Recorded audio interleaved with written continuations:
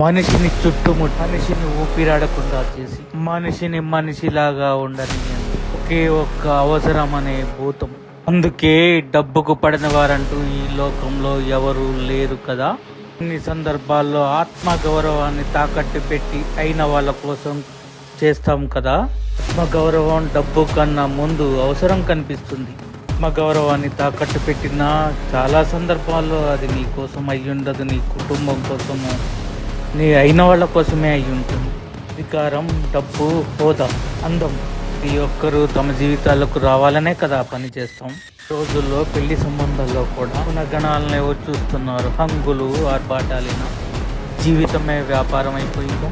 నీకెంత, నాకెంత.